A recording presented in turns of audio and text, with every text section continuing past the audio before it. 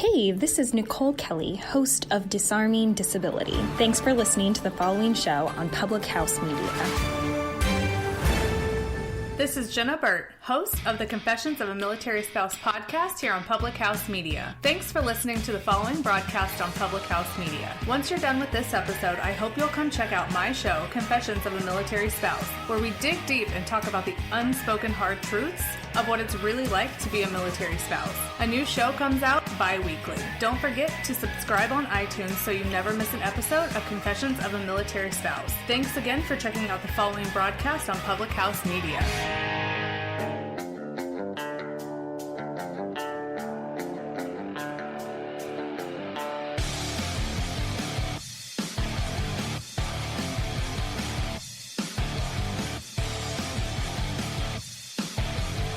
Everyone, welcome to Beauties and Headcanons, where we're nerdy and you probably are too. I'm Emily, and today I'm here with Elisabeth, and we are going to talk to you about the new live-action Aladdin movie. Now, when I first heard they were doing a live-action Aladdin, I was, as with all of them, I think, I was a little skeptical, because Aladdin growing up was one of my super-duper favorites. Like, loved it. Watched it with my sisters all the time. And honestly, Robin Williams' performance as the genie was one of the things that made me want to be a voice actor for a little while when I was a kid. So, there's a lot to live up to. It was the 31st Disney animated film based on an Arabic folktale of the same name named Aladdin from 1001 Nights. But the story itself was not a part of the original story. It was just something later that was added by European translators. The movie itself, in 1992, when the animated version first came out, got $504 million in box office revenue, which was the highest of 1992. Which is insane. And it was, that's a lot for 92. Yeah. An animated movie, holy cow. And it also was the first animated movie to reach $500 million total. So that's awesome. Yeah. And it took the title of the highest grossing animated film until Lion King came out in 94. Just, there's a lot to live up to. Yeah. And Alan Menken did the music, and as we all know, he is my favorite Disney composer. They won 2 Academy Awards for the music, one for Best Original Score and one for Best Original Song for A Whole New World. Some categories it won at the Golden Globes as well, those same categories, and a Special Achievement Award for Robin Williams, and 4 Grammys for Best Soundtrack Album, Song of the Year, Best Pop Performance by a Duo or Group with Vocal, and Best Song Written Specifically for a Motion Picture or Television. So, like I've been saying, there's a lot for this to live up to. And so we're gonna talk to you about our reactions to this movie, in the live action version, and just let you all know what we thought. Yeah. But first, Elisabeth's gonna hop in and do her gaming corner segment. So I'll let her roll in on that. Yep, and in sort of the spirit of reboots of this week, I thought it very appropriate to cover the newly released trailer that we have for Shang Tsung for Mortal Kombat 11. Shang Tsung is a returning character who is a longtime character from the Mortal Kombat franchise, and he's finally making his reappearance in the new rebooted timeline, if you will, that has happened since Mortal Kombat 9. And the trailer looks amazing for him, honestly. Like, I really cannot wait to play with him. He has a lot of his old original moves with the fireballs, both shooting them and, like, coming up from the floor. And, of course, he keeps his old tricks of transforming into different characters, which was shown off in the trailer. We got to see him transform as Rain, as Smoke. He was Reptile, Ermac, and he even took on the form of Raiden for a moment. And the fatality that they got to show off is actually his Kentaro fatality from Mortal Kombat 2. So a lot of homage to the original is going on here, and a lot of throwbacks to his old move sets and his old moves there. So I thought it was really appropriate to talk about him for just a second, because also in the spirit of fan service, they have brought the actor from the Mortal Kombat movie to do the voice work for Shang Tsung. And so that is just so awesome to not only see Shang Tsung, but to hear his voice from the movie, his iconic voice, giving the lines and everything like that. It's amazing. It kind of just... To a true fan, I'm sure it is. I'm honestly not super into Mortal Kombat, but I'm sure to those of you who are super into it, that's awesome. That's if it were something that I were super into, I would be super nuts about it. Oh yeah, so that's awesome. It is amazing to see all the really awesome work, because another big thing about Mortal Kombat 11 is that with the character design, they're going a lot more realistic as opposed to almost cartoony as they have done in the past. And so they're doing a lot of like face scanning, which is like, you know, a new thing in video game development. And so they actually took the actor's face and they've, you know, scanned him in. So I mean, it looks like him as cool. Shang Tsung in the game. Yeah, that is awesome.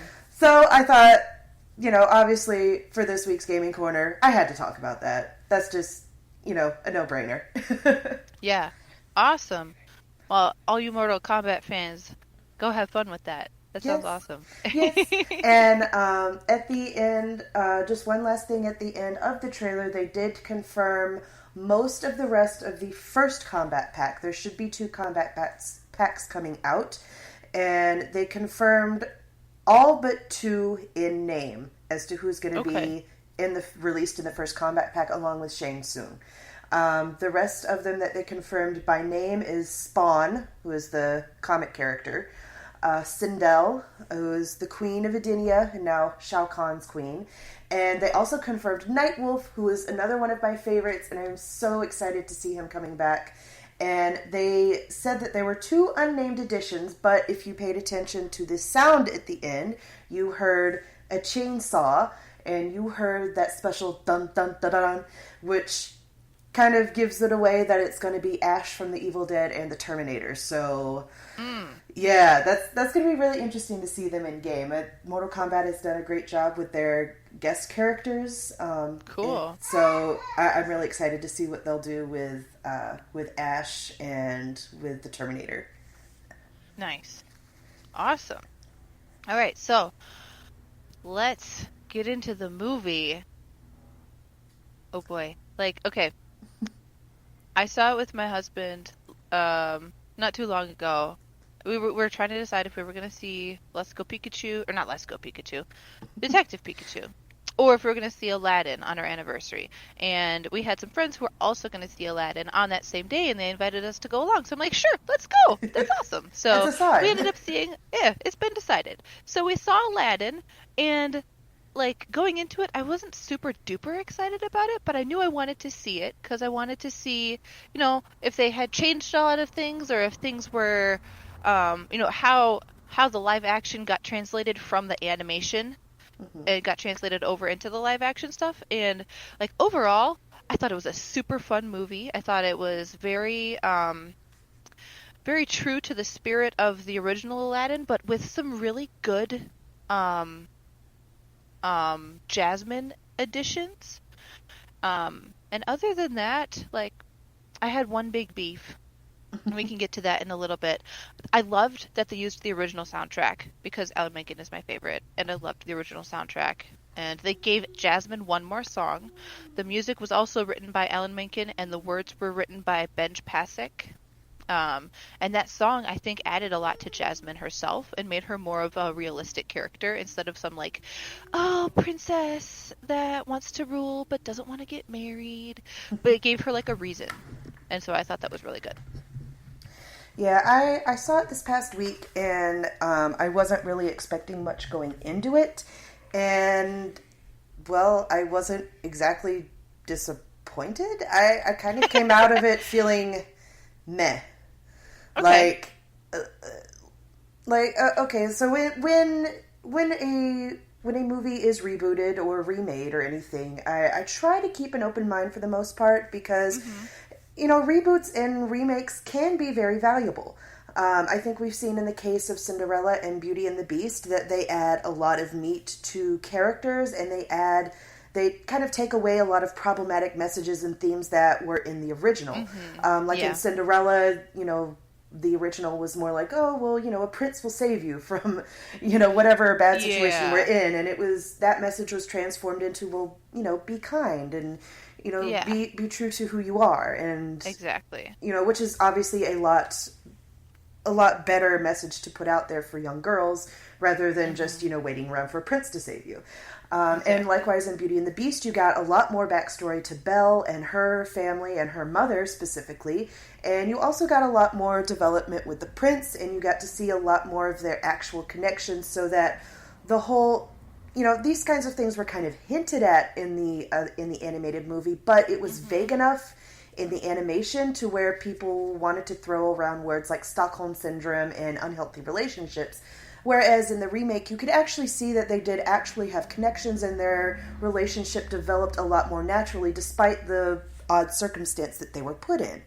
Right. Whereas when we get to Aladdin, they added a song for Jasmine, which, everything that they added for Jasmine was pretty much already hinted at.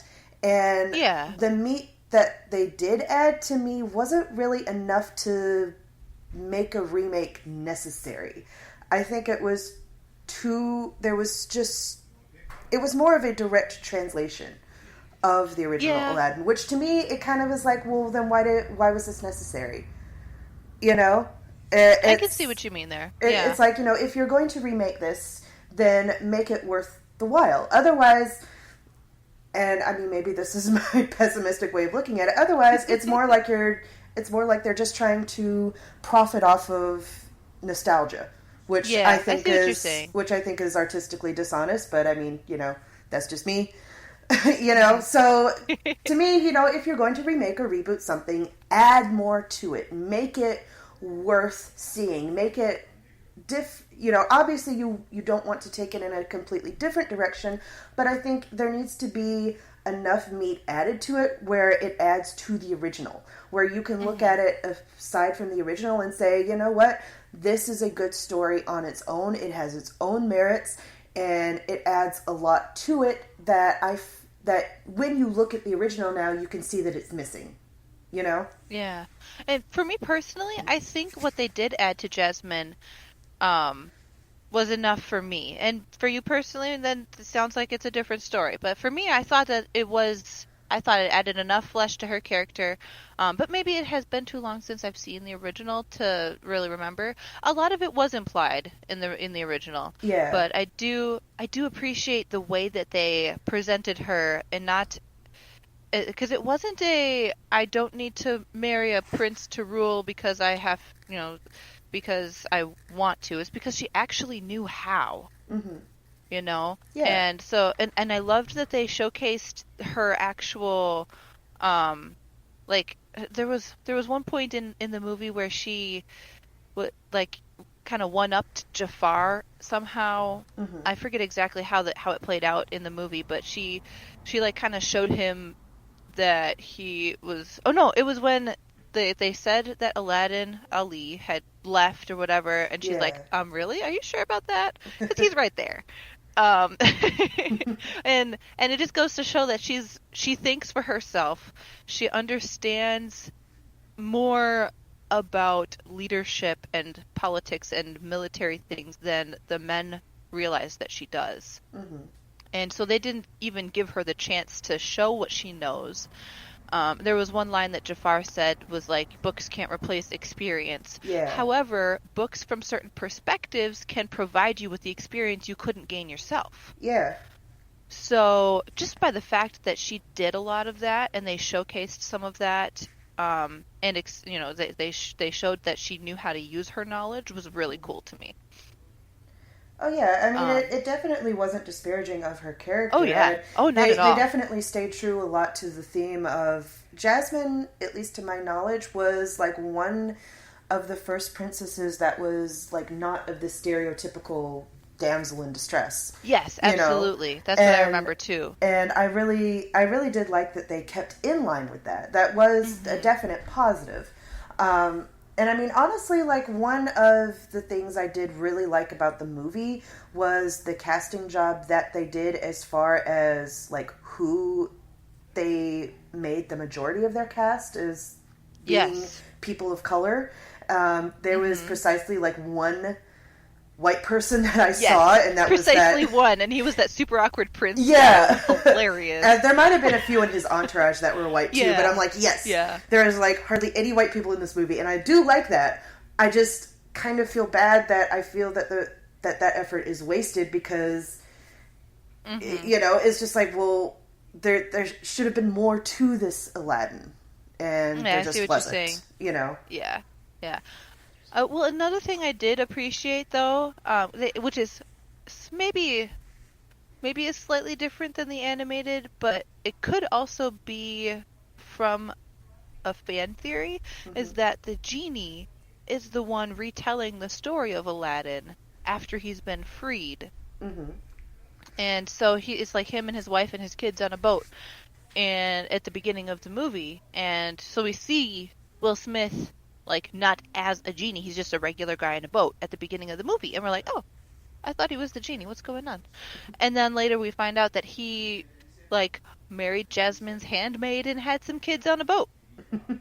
So, like, that's cool that they added a little bit of genie backstory to it and made him the narrator, kind of, in a way. Yeah, I do remember that fan theory, like, going around, like, before, this remake was ever even, like, talked about, which is that, the whole, the guy in the beginning was the genie. Right, yeah. And I don't remember if that was ever confirmed or not, but this movie definitely confirmed it. So I thought that was cool. My only beef as far as casting goes is Jafar. Personally, and my husband agreed with me too, is like, I did not think his voice or his presence really fit the role of Jafar, but he did a good job with what he was given, I guess. I didn't feel as scared of him, though, as I felt I should have.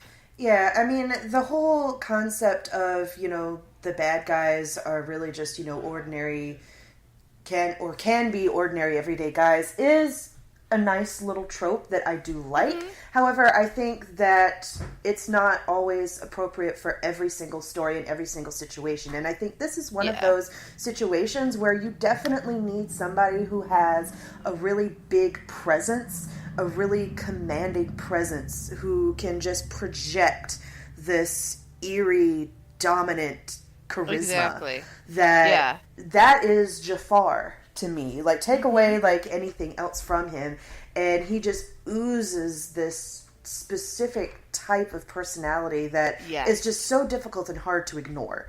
And exactly. Yeah, so I think that was not quite a good direction to go in, and I kind of wanted to like him because I like the actor, but it didn't work for me. Yeah, same here. He didn't seem, like, sinister enough. Almost more like a whiny, entitled child. Yeah. Instead of a sinister, like, I need to control the world because I don't know. He wasn't my Jafar. Yeah. Well, I mean, I kind of had a beef with Genie, too. Okay. Will Smith is one of those... There's really, like, two kinds of actors out there. There are actors who become a role to where you can't really see the actor at all. You just see that role. And then there are actors where the role becomes them. And you look at you look at that particular role, and it's like, yeah, it's that actor as this character. And you can't really, like, see the character so much as just that person. And Will Smith is one of those... those. He's Will Smith in every movie he's in. Exactly. And when it's something like Men in Black or maybe Hancock, it's not bad and it's not that big of a deal. But when you get to somebody like the Genie, you need somebody who is going to become that role, not somebody who is going to look like that person in that role. Because to me, that's all I saw. That's all I saw throughout the whole movie is just Will Smith as the Genie. I didn't see the Genie. And gotcha. To me, that was one of the big sticking points for me disliking the movie, because both him and Jafar being miscast were just, they stuck out like sore thumbs throughout the whole movie. And I couldn't even sit back and enjoy the good parts because it was just like, it was like a dissonance in the whole movie. Like, there was just that... Like you were waiting for Robin Williams to come and be the Genie again? Well, not even necessarily Robin Williams. Okay. I was just waiting for it all to coalesce and come together, and it didn't. It was like in music where there's a dissonance, where you can notice that there are chords that are out of place and it's not working, but you know, it doesn't resolve. Exactly. Yeah. So to me, that's what it was like. Yeah, but I guess personally, I found it to be distinct enough from Robin Williams' Genie that I wasn't looking for a different Genie necessarily. Like I'm a fan of Will Smith in general, so I was okay with him being himself as the Genie. I think that's what made me like it. And I think part of it too was all of the Genie songs and stuff, they let him like make his own spin on it rather than trying to copy off of the original ones, but they used the same music, which helped it to feel like it was part of the movie still. Yeah. Like, so I appreciated how distinct they were from one another, although I do kind of see your point where the Genie became Will Smith as opposed to Will Smith becoming the Genie. Yeah. So, and personally I didn't find that to be a bad thing, but everyone's got their own opinions. So. I mean, I do appreciate that they didn't try to copy him directly, which, I mean, it would be, like, impossible. But at the same time, like, I think if they had used somebody else, it might have been a little bit more effective. If that makes sense. I could see that. Yeah, it would be like a new Genie. Yeah. As opposed to a Will Smith Genie. Mm-hmm. Exactly. Which is fine. Fun fact, though, both Will Smith and Robin Williams had the same Myers-Briggs personality type. They're both ENFP, which happens to be mine as well, which is kind of funny. But yeah, I just like came across that one day. I'm like, really? So they both got cast as the Genie too. That's interesting. And like, so it got me wondering, like, do casting people like think about personality types when they cast roles? And maybe to a certain extent they do. I don't know. But anyways, yeah, I still appreciated Will Smith as the Genie, even though the Genie became him as opposed to the other way around. Like, yeah, I do see what you mean there, but yeah, I still enjoyed it. I do still really love the Robin Williams Genie though. Like I said earlier, it like the Robin Williams Genie was one that made me want to get into voice acting, along with him as Mrs. Doubtfire. Like, the whole beginning of that movie was him being a voice actor in the studio, and I'm like, that's cool. I want to go to a studio and like talk like funny people and funny voices. That'd be awesome. Yeah, Robin Williams is just one of those people that he's just so unique. We're not really going to see anybody else like him ever. No, not. I mean, there's going to be imitators galore, but it's not going to be the same. No, it will never be the same. Yeah, he is one in a bajillion. He was something very, very special. Yes, very special, very rare. We miss him. Yeah, I mean, really, just in any role that he's in is just amazing. Well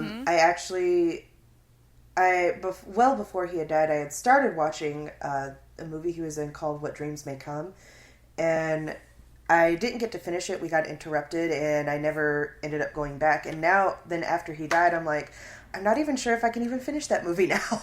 Oh, just because it was already feelsy.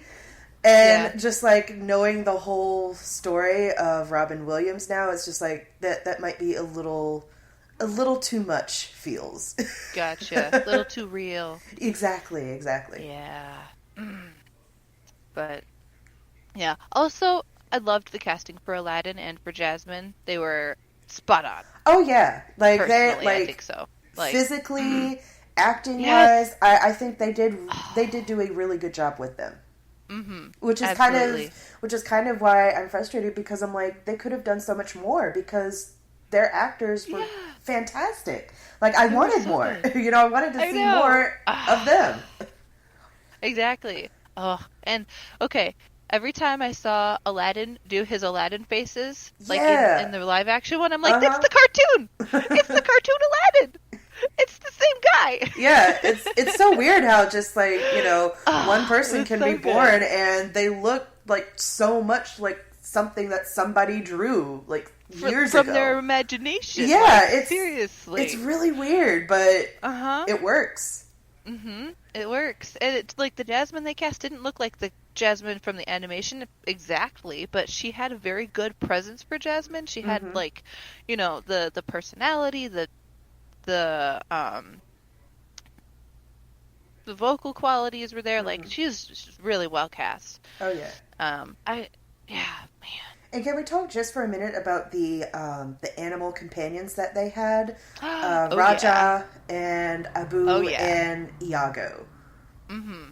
Because I'm glad that they didn't go down the whole cartoony animal bit where they like animated them some way or actually gave them kind of like CGI animals. Yeah. That would have been terrible. I'm pretty sure Raja was a lot of CGI, but still, like, they made him...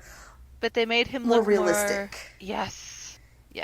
In as to what they could have been, which I really loved and appreciated, because there is this fine line when you go from an animated movie to a live action movie, and you can either do things a lot more cartoony, or you can make them a lot more realistic. And so far...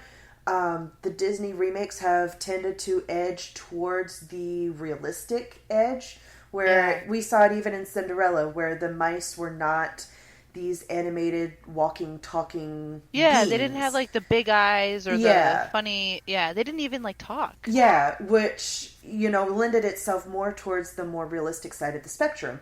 Mm-hmm. And they continued that tradition with Aladdin, which I think was very important, because... if you tend towards the more fantastical, it kind of gets a little lost, I think. Because then it's like, well, okay, what is the real point of making this live action then? If we were going to do this, which is a lot more cartoony and fantastical, you know? Mm-hmm. Yeah, and I also appreciated with Iago, because he was, in the cartoon, he was a very, he was talkative, he wasn't, he spoke with his own mind rather than repeating a lot of things. Mm-hmm. And in the live action, he was definitely just repeating phrases he heard all the time. Mm-hmm. He would relate things he saw with phrases he knew, but he wasn't just a jabbering crazy bird, Which I did love Iago in the cartoon, but it lends a lot more realistic credence that he would be the way he was, and it kind of made his character a little bit more sinister, as instead of this loudmouth bird, he's just kind of spy who just will go out, fly around and observe and come back and report to Jafar. Exactly. I really liked how they did Iago. I also loved the way Raja kind of identified Aladdin as the diamond in the rough without anybody really because you could kind of tell Raja got to interact with Aladdin as the street rat Aladdin and then as Prince Ali, and he acted the same way around him both times, even though he was supposedly unrecognizable. The animals know. Yeah, they do, though. They can sense that about people. It's kind of like Drogon sensing the Targaryen blood in Jon. Yes, exactly. And so, Jafar was running around like crazy trying to find this diamond in the rough kind of guy, and Raja knew the whole time. I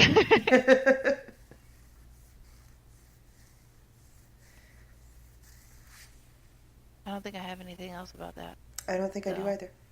Yeah.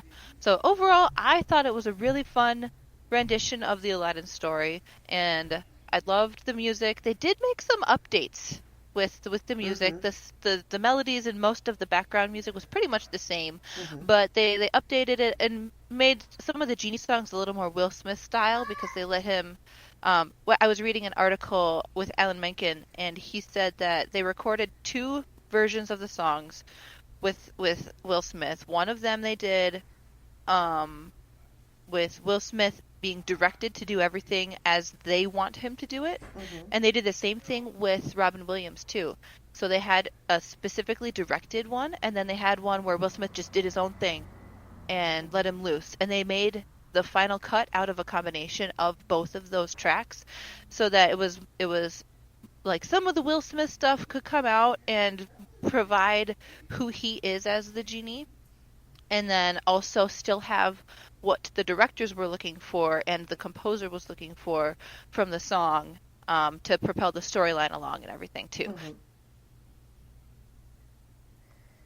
Yeah, it's interesting how they use the same technique with 2 different people. Yeah, it is. Which it kind of goes to show the talents that both of them have too, because I forget exactly how the how the article worded it, but it was something to the effect of like Will Smith just made it come alive or something like that. I can look it up. Hold on a sec.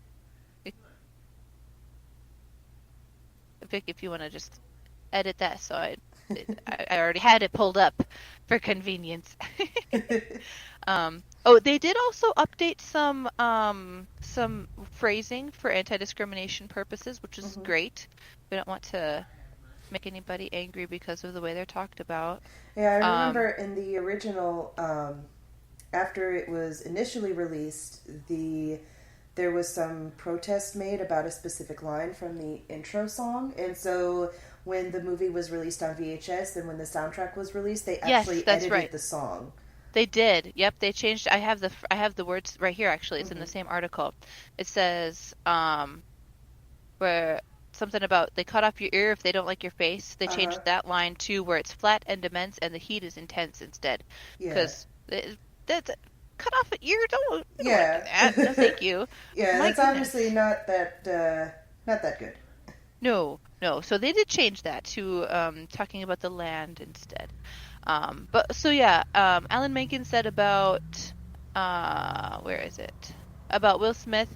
He did scratch tracks with the music team and said, "This is great." Much of what he did was actually in the movie, and he gave it more of a hip hop style, which makes sense. That's Will Smith's style. Mm-hmm. So, yeah. It also talks a little bit about the song. This is from Billboard.com, so if you guys want to look it up. And the article came out the day that I saw the movie, so that's fun. But yeah, so, all right. I don't have anything else about the movie. Elizabeth, unless you do, I want to hop into my thing.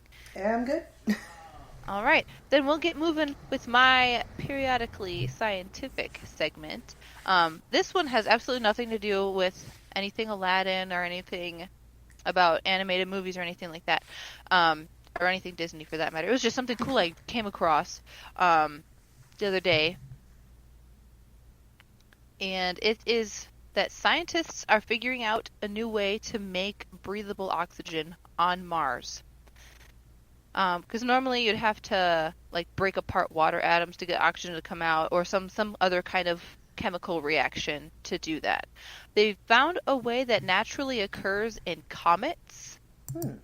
It's a naturally occurring oxygen generating reaction, so comets are small icy balls that fly through space, and the comets they were studying are far out by Neptune.